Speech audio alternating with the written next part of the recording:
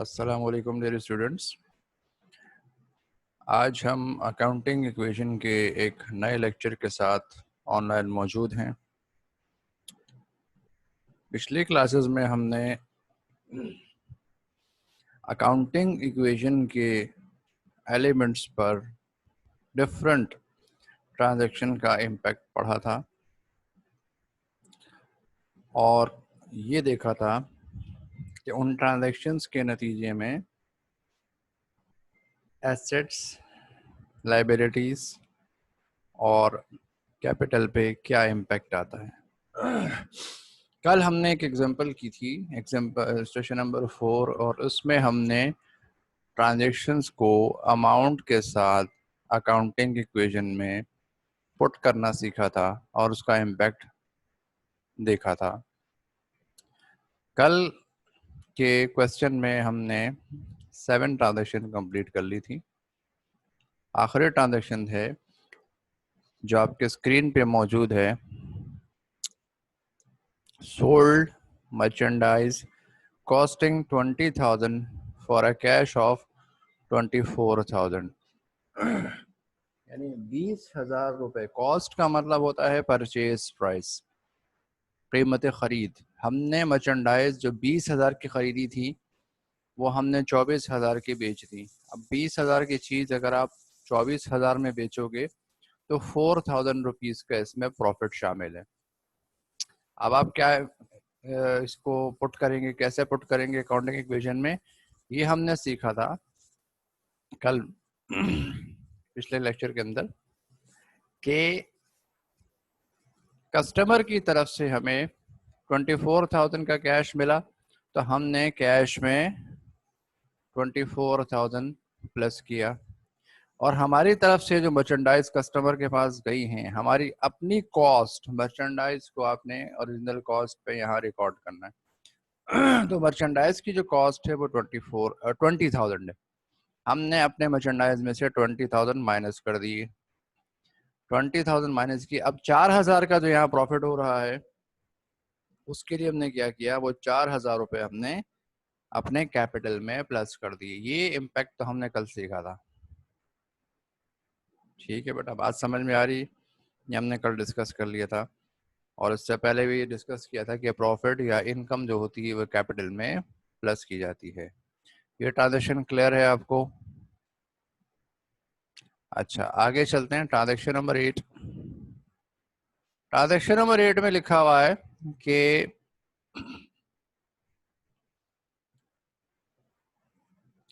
Merchandise. अच्छा, transaction number 8 हम दोबारा क्वेश्चन में देख लेते हैं। ट्रांजेक्शन नंबर 8 में लिखा हुआ है कि sold merchandise costing 25,000 on credit 30,000। अब पिछली ट्रांजेक्शन की तरह यहाँ पर भी हमने मर्चेंडाइज सेल की है और प्रॉफिट पे सेल की हैं। 25,000 रुपए की मर्चेंडाइज अगर आप 30,000 में बेचेंगे तो 5,000 रुपीज का आपको इसमें प्रॉफिट हुआ। पहली बात।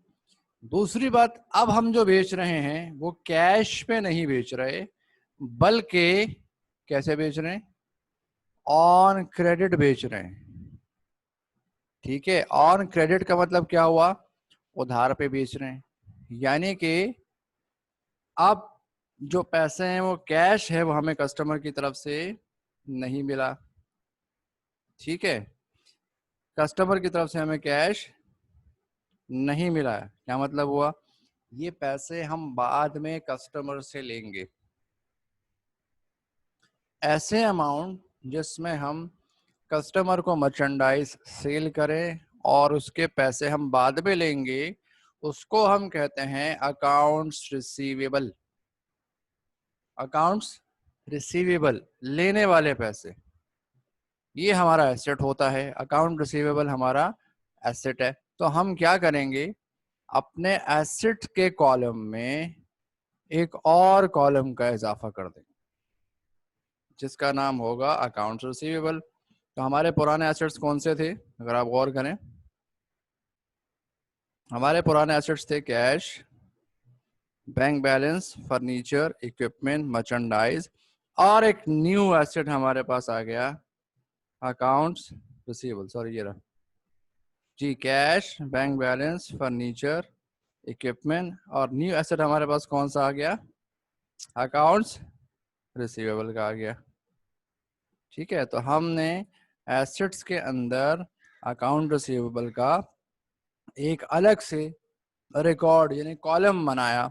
इसको हम अकाउंटिंग की जबान में अकाउंट कहते हैं। इस कॉलम को हम नाम देंगे अकाउंट का, कि हमने अकाउंट रिसीवेबल का अकाउंट क्रिएट किया। अब है क्या चीज कि हमने कस्टमर से जो पैसे लेने हैं उसको हम कहते हैं अकाउंट रिसीवेबल। हमने कस्टमर से कितने पैसे लेने हैं? जितने हमने मर्चेंडाइज उसको सेल किए। तो क्वेश्चन के हिसाब से हमने 30,000 रुपीज की मर्चेंडाइज उसको सेल की, यानी कि हमें कस्टमर से जो लेने वाला अमाउंट है वो कितना बन रहा है? वो 30,000 रुपीज बन रहा है। तो हम क्या करेंगे? अकाउंट रिसीवेबल में 30,000 को प्लस करेंगे।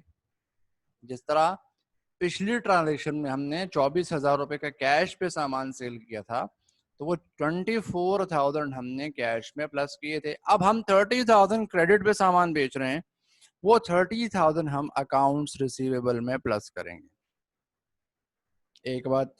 दूसरी बात, जो मर्चेंडाइज हमने बेची है, सेल आउट की हैं, उसकी ओरिजिनल अमाउंट कितनी है?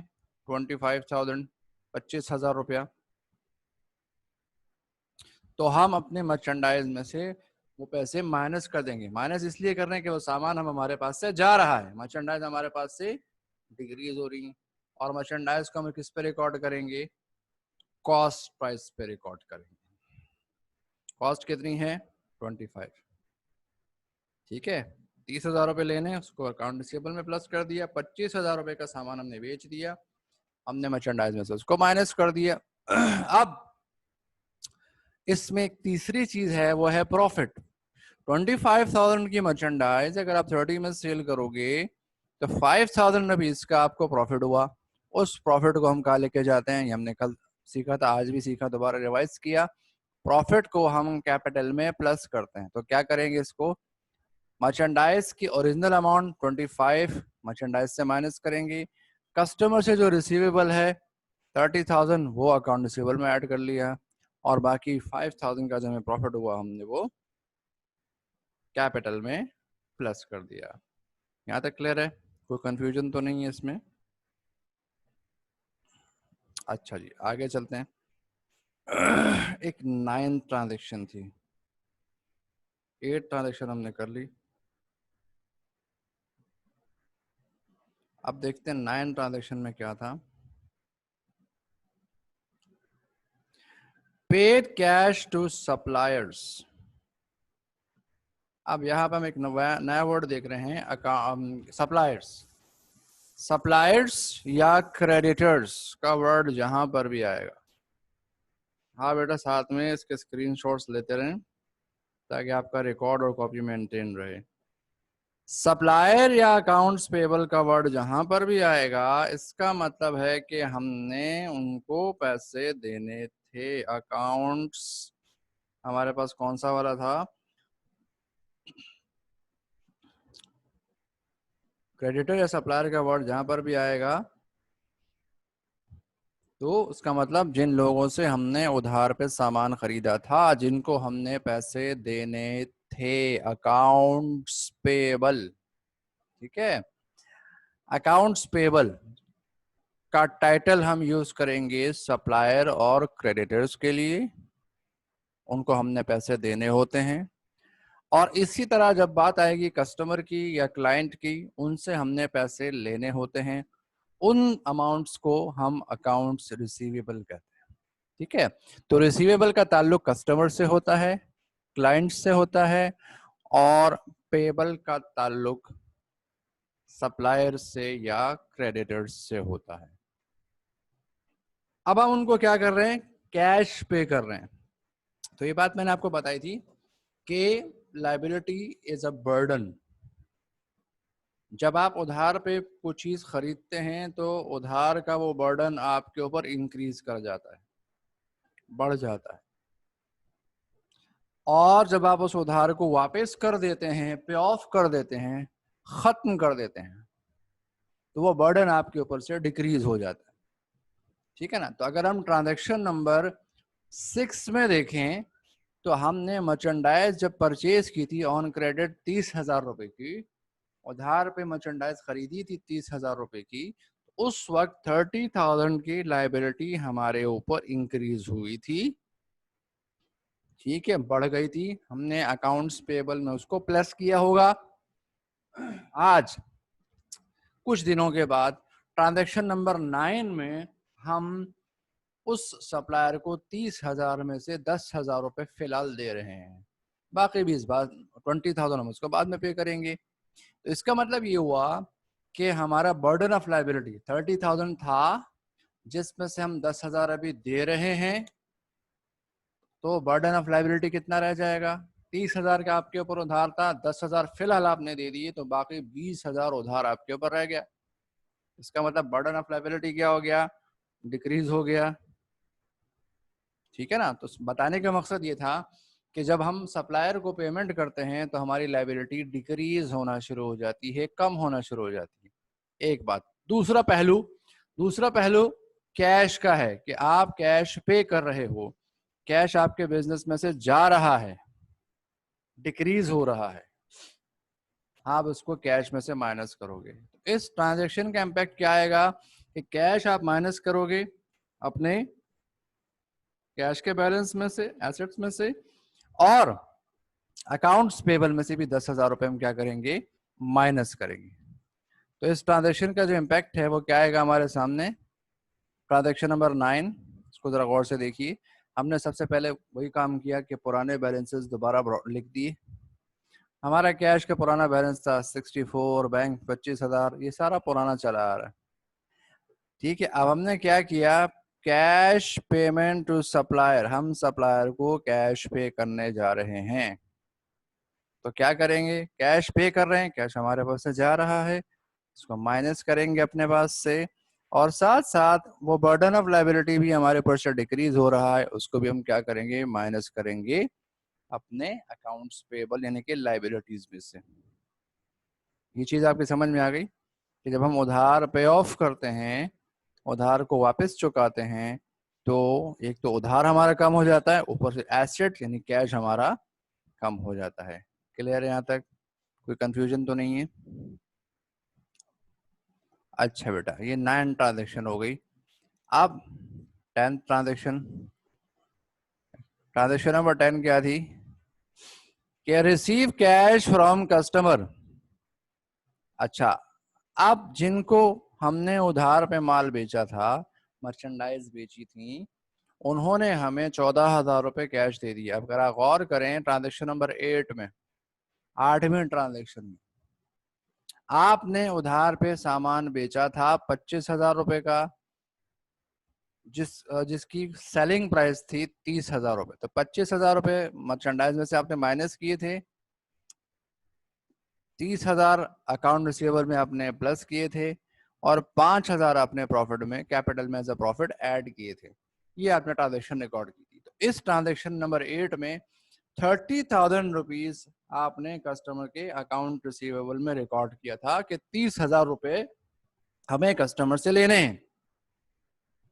जितना अमाउंट लेना होता है बढ़ता चला जाता है, उसको हम प्लस करते चलते हैं। अब उस कस्टमर ने हमें 30,000 में से 14,000 रुपए पे कर दिए, 30,000 में से 14,000 पे कर दी, तो बचे कितने? 30 में से 14 माइनस करेंगे तो बाकी बचे 16,000। यानी कस्टमर से अब हमने मजीद सिर्फ और सिर्फ 16,000 लेने हैं। 30,000 लेने थे, अब हमने इस ट्रांजेक्शन के बाद उससे 16,000 लेने होंगे। यानी हमारा अकाउंट रिसीवेबल 30 से डिक्रीज होके कहां पर आ गया? 16 पे आ गया। दूसरी बात कि कस्टमर ने हमें कैश दे दिया, हमें कैश रिसीव हो गया, कैश का बैलेंस हमारे पास बढ़ गया, इंक्रीज हो गया। हम क्या करेंगे? इसको कैश में प्लस करेंगे, कैश में प्लस करेंगे, और कस्टमर से जो लेने वाले पैसे थे वो खत्म होना शुरू हो गए। हम क्या करेंगे, इसको कस्टमर के अकाउंट रिसीवेबल में माइनस करना शुरू करेंगे। ठीक है, जिस तरह हम सप्लायर को पेमेंट करते हैं तो उसके अकाउंट रिसीव पेबल से माइनस करते हैं, और जब कस्टमर की तरफ से हमारे पास पेमेंट आती है तो हम उसके अकाउंट रिसीवेबल से उसको माइनस करना शुरू कर देते हैं। तो यहाँ पे देखिए, कस्टमर आपको 14,000 कैश दे रहा है, कैश आपके बिजनेस को मिल रहा है, आप उसको प्लस करोगे और अकाउंट रिसीवेबल खत्म होना शुरू हो गया, पैसे आपको मिलना शुरू हो गए, रिसीवेबल अमाउंट, लेने वाला अमाउंट खत्म होना शुरू हो गया, तो आपने अकाउंट रिसीवेबल से उसको माइनस कर दिया। अकाउंट रिसीवेबल से माइनस कर दिया कि पैसे कम होना शुरू हो गए और कैश आपको मिल गया, हमने उसको यहाँ पे कैश में प्लस कर लिया। फिर हमने इसका बैलेंस लिया, 54 का बैलेंस था, 14,000 और आ गए, 68 का बैलेंस हो गया। इस ट्रांजैक्शन में cash, furniture, equipment, merchandise, accounts payable, capital involve नहीं है, उसका हमने इम्पैक्ट यहाँ पे सारा जीरो लिख दिया। सबके बैलेंसेस हमने लिख डाले। अकाउंट रिसीवेबल हमारा 30,000 का था, जिसमें से 14,000 हमें मिल गए, आ गए, तो बाकी जो बैलेंस बचा इसका 16,000 बचा। ये तमाम बैलेंसेस हमने यहाँ पे लिख डाले। ठीक हो गई बात। ये था एक ट्रांजैक्शन नंबर 10। अब आइए जरा ट्रांजैक्शन नंबर 11 पे, के the owner विड्रीव cash for personal use 2,000। ये हमने पिछले लेक्चर्स में देखा था, ड्राइंग कहते हैं इसको। जब एक बिजनेसमैन को अपने जाती इस्तेमाल के लिए पैसों की जरूरत पड़ती है और वो पैसे बिजनेस में से निकाल लेता है, उसको हम क्या कहते हैं, ड्राइंग कहते हैं। एक बात। दूसरी बात कि हमारे बिजनेस में से कैश जा रहा है, कैश लिया जा रहा है, कैश का बैलेंस हमारे पास से कम हो जाएगा। तो ये तो 2,000 रुपए उसने जाती इस्तेमाल के लिए, पर्सनल यूज के लिए निकाले हैं। इसके इम्पैक्ट दो जगह पर आएंगे। एक तो हमारा कैश, बिजनेस के अंदर जो कैश का बैलेंस है वो कम हो जाएगा। दूसरा, बिजनेस में जो ओनर का कैपिटल लगा हुआ है वो भी कम हो जाएगा। ये बात हमने पिछले लेक्चर्स में डिस्कस की थी कि पर्सनल ड्राइंग को हम कैपिटल में से माइनस करते हैं। इसका जब इम्पैक्ट हम डालेंगे क्वेश्चन के अंदर, तो क्या डालेगा कि हम सबसे पहले क्या करेंगे, 2,000 को माइनस कर देंगे कैश में से। हमारे बिजनेस में से कैश निकाल लिया गया, 68,000 का कैश हमारे बिजनेस में मौजूद था इससे पहले बैलेंस में। 68,000 में से 2,000 निकाल दिए गए, तो बैलेंस कितना बचा, अब हमारे पास बिजनेस बैलेंस बचा 66,000 का। इसी तरह ओनर जितनी ड्राइंग करेगा उतना पैसा हम उसके कैपिटल में से माइनस कर देंगे। तो 1,09,000 का कैपिटल था, 2,000 उसने निकाल ली। अब बिजनेस में उसके कितने पैसे बचे, कितना शेयर बचा, 1,07,000 रुपए, 1,07,000 रुपीज का शेयर उसका बचा। समझ में आ गई ट्रांजेक्शन? कोई प्रॉब्लम तो नहीं है इसमें? ठीक है, ये हम पहले भी डिस्कस कर चुके थे। अच्छा, अब हमने इसको प्रैक्टिकल अमाउंट के साथ बाकायदा प्रेजेंट करके आपको समझा दिया है कि क्या करना है इसमें। तो ड्राइंग का जो अमाउंट होता है वो कैपिटल से माइनस होता है, और जो एसेट विड्रॉ किया गया है, कैश या मर्चेंडाइज या जो भी एसेट विड्रॉ किया गया, तो उस एसेट में से भी उसको हम माइनस करेंगे। ये हो गई हमारी ट्रांजैक्शन नंबर 11। 12 पे आइए, the owner withdrew merchandise costing 3,000 for personal use. अब अगेन ओनर जाती इस्तेमाल के लिए कोई चीज निकाल के लेके जा रहा है। जरूरी नहीं है कि ओनर सिर्फ कैश ही विड्रॉ कर सकता है, ये बात ध्यान में रखिएगा। ओनर कोई भी बिजनेस का एसेट विड्रॉ कर सकता है। अब पिछले ट्रांजैक्शन नंबर 11 में उसने कैश विड्रॉ किया था, कैश भी हमारा एसेट है। इसी तरह अब वो मर्चेंडाइज विड्रॉ कर रहा है। भाई एक आदमी का अगर जनरल स्टोर है और उसको घर पे जरूरत पड़ती है, आटा, चीनी, दाल, चावल, घी, वो लेके चला जाता है, तो ये मर्चेंडाइज की ड्रॉइंग कहलाएगी। पहले उसने कैश विड्रॉ किया था, अब वो मर्चेंडाइज विड्रॉ कर रहा है। ड्रॉइंग किसी भी एसेट के जरिए की जा सकती है, किसी भी एसेट की सूरत में की जा सकती है। तो हम क्या करेंगे, ये ड्रॉइंग ही हो रही है। 3,000 रुपए का सामान उसने निकाल लिया, हम क्या करेंगे, 3,000 रुपीज उसके कैपिटल से माइनस करेंगे, और हमारे बिजनेस में से 3,000 की मर्चेंडाइज चली गई। ये हमने किसी कस्टमर को नहीं बेची, उन्होंने खुद इस्तेमाल कर ली, लेकिन हमारे बिजनेस में से उसका बैलेंस डिक्रीज हो जाएगा, कम हो जाएगा। तो हम क्या करेंगे, हम यूं करेंगे इस ट्रांजेक्शन में कि 3,000 रुपीज हम अपने मर्चेंडाइज में से माइनस कर लेंगे, क्योंकि मर्चेंडाइज निकाल ली गई, विड्रॉ कर ली गई, और 3,000 रुपए हम ओनर के कैपिटल से भी विड्रॉ कर लेंगे बिकॉज उसने पर्सनल ड्रॉइंग की। Merchandise decreased, capital also decrease. बाकी चीजों पे इसका कोई इम्पैक्ट नहीं आएगा, वो हमने 0 लिख दिया। अब इसके आखिरी बैलेंसेस हमने लिख डाले। Cash as it is 66, bank furniture equipment का पुराना बैलेंस था। मर्चेंडाइज 8,000 की बची थी हमारे पास, 3,000 का सामान वो घर पे ले गया, तो अब हमारे दुकान में कितने का सामान बचा? 5,000 रुपए का सामान बचा। ठीक है मेरे ट्रांजेक्शन समझ में आ गई? अच्छा जी, आगे ये हो गई हमारी ट्रांजेक्शन नंबर 12। 13 पे आइए। Rent of the shop was paid in cash. Business का रेंट पे किया गया कैश की सूरत में, कैश की शक्ल में 10,000 रुपए का। ठीक है, अब आप पहचाने रेंट हमारे लिए क्या होता है। रेंट हमारे लिए बिजनेस के अंदर एक एक्सपेंस है। एक्सपेंस मुख्तलिफ शक्लों में हो सकता है, रेंट की शक्ल में, एम्प्लॉयज़ की सैलरीज की शक्ल में, ट्रांसपोर्टेशन की शक्ल में, टैक्सेस की शक्ल में, यूटिलिटीज़ बिजली पानी गैस का जो बिल आता है उसकी शक्लों में, मुख्तलिफ शक्लों में हमारे एक्सपेंसेस होते हैं। तो रेंट हमारा एक्सपेंस है और उसकी हमने पेमेंट कर दी कैश की शक्ल में। 10,000 रुपए का हमने रेंट पे कर दिया अपनी शॉप का। अब इसका इम्पैक्ट क्या होगा? एक तो हमारे बिजनेस में से कैश चला गया, हमने 10,000 का कैश पे कर दिया, कैश चला गया, कैश डिक्रीज हो गया, हम कैश में से माइनस कर देंगे। एक इम्पैक्ट तो ये हो गया। दूसरा इम्पैक्ट इसका ये होगा कि आपको पिछले लेक्चर्स में मैंने समझाया था कि एक्सपेंसेस, ड्राइंग, प्रॉफिट या लॉस हम कैपिटल में एडजस्ट करते हैं। तो यहाँ पे ये जो अमाउंट आपका रेंट एक्सपेंस का है, अब देखिए अकाउंटिंग इक्वेशन क्या होती है, asset equals to liabilities plus capital. अब asset equals to liabilities plus capital में एक्सपेंसेस की कोई जगह नहीं है, तो हम इस एक्सपेंसेस को कैपिटल में से माइनस करते हैं। ये मैंने आपको पिछले लेक्चर्स में बताया था। तो दो इम्पैक्ट आ रहे हैं इसके, एक तो हमारा कैश डिक्रीज हो रहा है, हम उसको कैश में से माइनस करेंगे। दूसरा हमारा कैपिटल डिक्रीज हो रहा है, हम उसको कैपिटल से भी माइनस करेंगे एक्सपेंस के तौर पे। तो जब हम इसको अकाउंटिंग इक्वेशन की फॉर्म में प्रेजेंट करेंगे, सबसे पहले हम अपने पुराने बैलेंसेस को लिख डालते हैं। उसके बाद क्या हुआ, हमारे बिजनेस में से कैश विड्रॉ किया गया है, निकाला गया है फॉर बिजनेस एक्सपेंसेस, पे किया गया है, विड्रॉ नहीं, पे कवर्ड ज्यादा मुनासिब है। हमारे बिजनेस में से कैश पे हो गया, कैश चला गया, हमने कैश में से माइनस कर दिया, और ये हमारे बिजनेस का एक एक्सपेंस है। और ये हमने सीखा था पिछले लेक्चर्स में कि एक्सपेंसेस को हम कैपिटल से माइनस करते हैं। तो हम यहाँ पे क्या करेंगे, हम इस 10,000 रुपीज की अमाउंट को कैपिटल में से भी माइनस कर देंगे। ब्रैकेट में लिख देते हैं रेंट एक्सपेंस, ताकि याद रहे कि किस चीज के पैसे थे ये।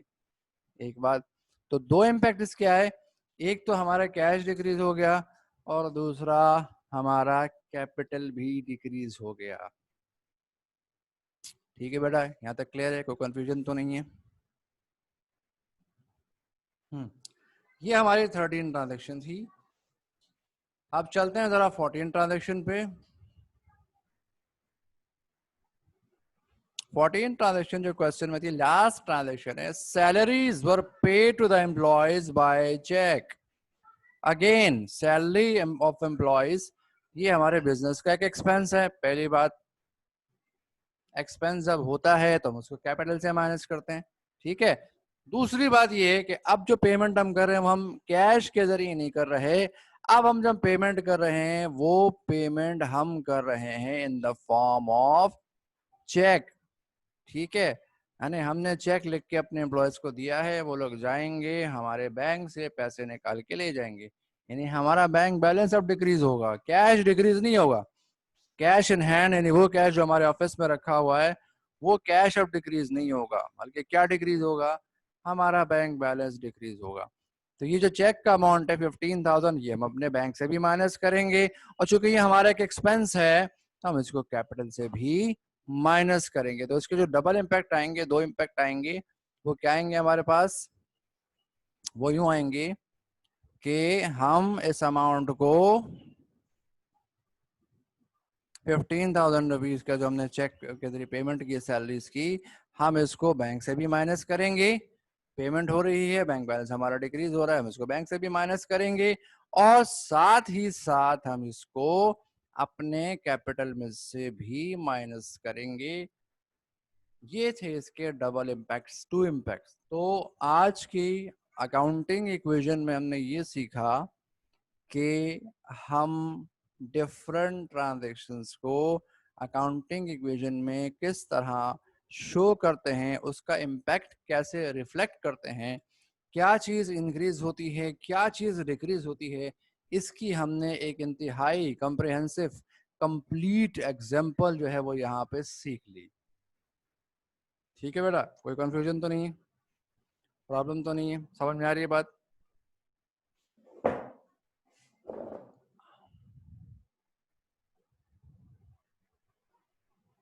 जी, यहाँ तक क्लियर है।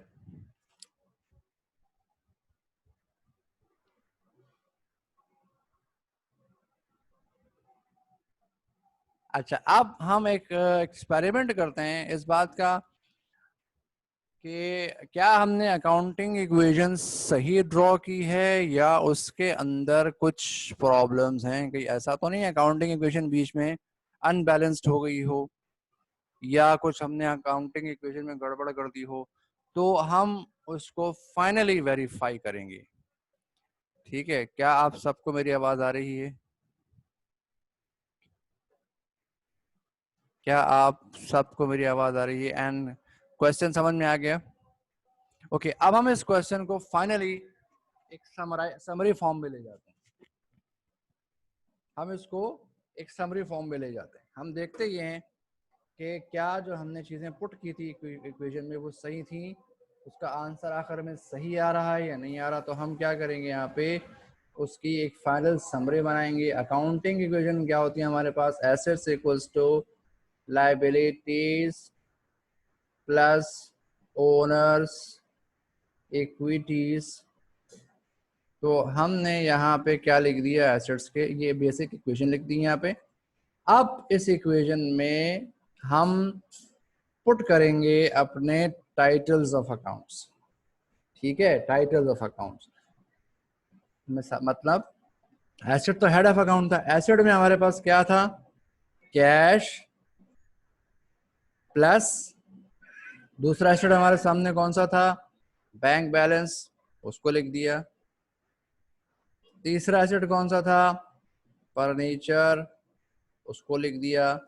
चौथा एसेट कौन सा था, इक्विपमेंट, उसको लिख दिया। पांचवा एसेट मर्चेंडाइज, वो लिख दिया। छठा एसेट अकाउंट्स रिसीवेबल, वो लिख दिया हमने। ये एसेट्स हो गए। Account receivable equals to liabilities में हमारे पास क्या था, उसका टाइटल लिखेंगे, वो थी अकाउंट्स पेएबल। और ओनर इक्विटीज में हमने लिख दिया ओनली कैपिटल। ये हमारी अकाउंटिंग इक्वेशन बनी थी कि हमारे बिजनेस के अंदर कौन कौन से एसेट्स मौजूद थे। अब इनकी फाइनल वैल्यू में आप पुट करेंगे। फाइनल वैल्यू कैसे पुट करेंगे, कैश, हमारे पास कैश का आखिरी बैलेंस कितना, ले जाओ जी। कैश का फाइनल बैलेंस क्या था हमारे पास, 56,000। इसी तरह बैंक सेकंड नंबर पे, बैंक का आखिरी बैलेंस क्या था, 10,000। इसी तरह तीसरा सिर्फ फर्नीचर का आखिरी बैलेंस क्या था, 12,000। और इक्विपमेंट का आखिरी बैलेंस क्या था, 20,000। प्लस मर्चेंडाइज का कितना था, 5,000। प्लस अकाउंट रिसीवेबल कितना था, 16,000। ठीक है, इक्वल्स टू लाइबिलिटीज। लाइबिलिटीज में अकाउंट्स पेबल था हमारे ऊपर, फाइनल बैलेंस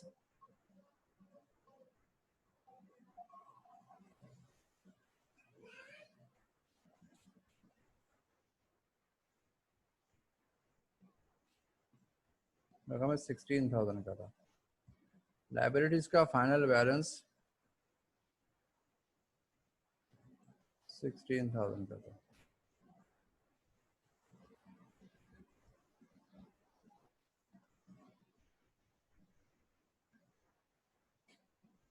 इसके इधर हम करेक्शन कर दें। अकाउंट रिसीवेबल का जो पिछला बैलेंस था 8,000, 16,000 और ये था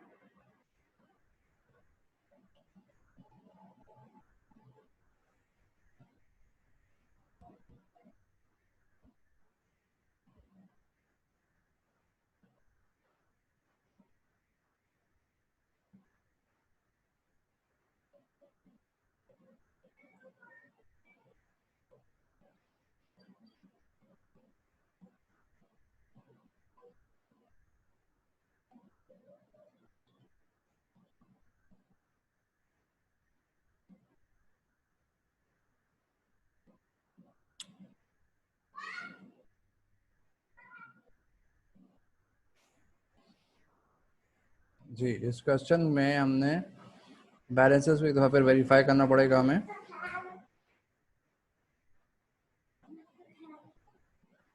नहीं, 1,00,000। अच्छा, क्वेश्चन को एक दफ़ा फिर वेरीफाई करते हैं। ऊपर से फर्नीचर 12,000, 25,000, 1,00,000, 12, 12, 20।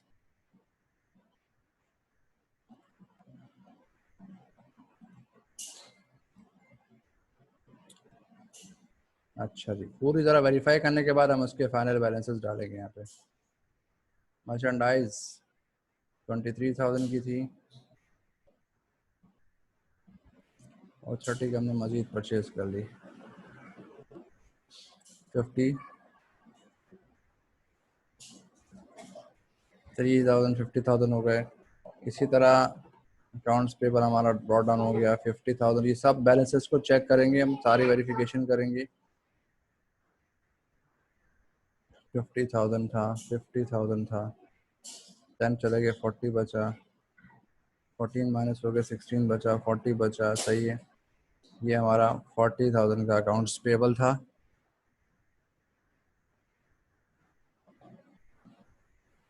ठीक है, और इसके साथ 40,000 का हमारा एंडिंग अकाउंट्स पेबल है, चला जा रहा है। अकाउंट्स पेबल 40,000 और इसी तरह 79,000 का। जब हम इसको टोटल करेंगे कैलकुलेटर पे, 56 प्लस 10 प्लस 12 प्लस 25 16, तो इसका जो टोटल आएगा वो आएगा 1,19,000 एसेट्स का। और अगर हम लाइबिलिटीज और कैपिटल को प्लस करेंगे 40 प्लस 79, वो भी 1,19,000 ही आ रहा है। तो यहाँ पर बेटा आपने देखा कि हम अकाउंटिंग इक्वेशन की बैलेंसिंग किस तरीके से करते हैं और उसको बैलेंस लाने के बाद उसको हाईलाइट करके यहाँ पे लिख देंगे। जी, तो ये थी बेटा हमारी अकाउंटिंग इक्वेशन, जिसमें हमने ये सीखा कि ट्रांजैक्शन को कैसे पुट किया जाता है केयरफुली। हमने फिर उसकी कैलकुलेशन की, आखिर में तमाम चीज़ों को वेरीफाई करके, और क्या लिखा हमने दोबारा अकाउंटिंग इक्वेशन उसी फॉर्मेट में लिखी, और लिखने के बाद हमने उस इक्वेशन के अंदर तमाम टाइटल्स की जो फाइनल बैलेंसेस थे वो हमने यहाँ पे इंसर्ट कर दिए।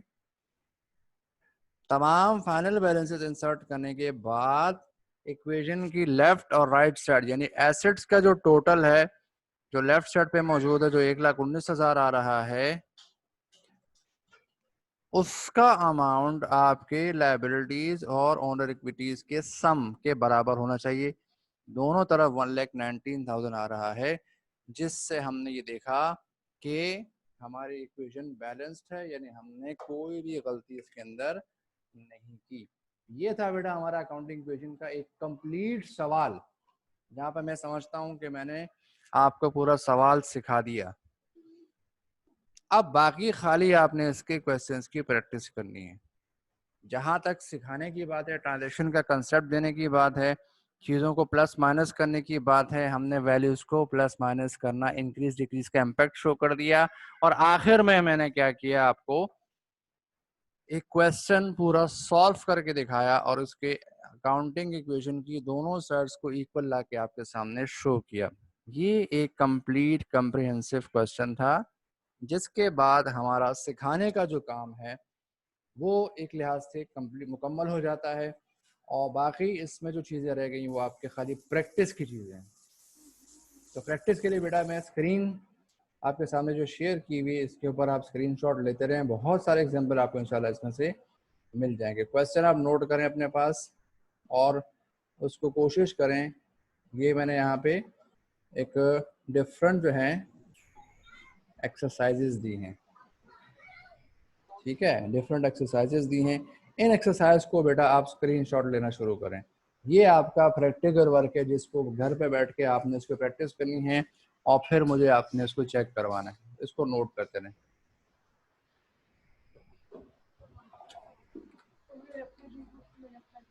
ये स्क्रीनशॉट ले लें ताकि आपके पास रिकॉर्ड मेंटेन रहे। ये पहले एग्जांपल है, दूसरी एग्जांपल है, इसका भी स्क्रीनशॉट ले लें, दूसरी तीसरी का एक साथ ले लें, ठीक है।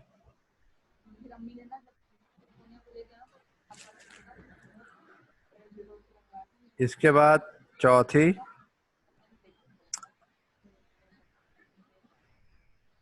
ये आप स्क्रीनशॉट लेते हैं, चौथी एग्जांपल। ये फिफ्थ एग्जांपल, इसका स्क्रीनशॉट ले लें और उसको सॉल्व करना है आपने, ठीक है। Sixth example, seventh and eighth example, ninth, ये तीन एग्जांपल हो गए आपकी।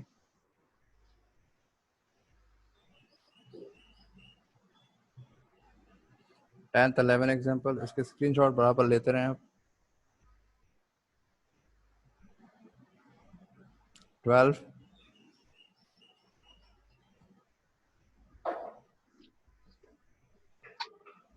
13, 14, 15।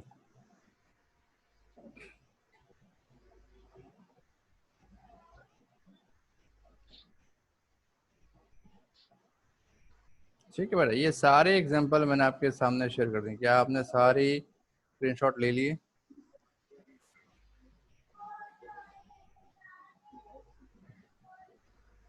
ओके, तो कल इंशाल्लाह हम एक न्यू क्वेश्चन के साथ ऑनलाइन होंगे और कल हम इसमें 2-3 चीज़ें और इंशाल्लाह डिस्कस करेंगे। आज का लेक्चर मैं यहाँ पे ख़त्म करता हूँ। अल्लाह हाफ़िज़।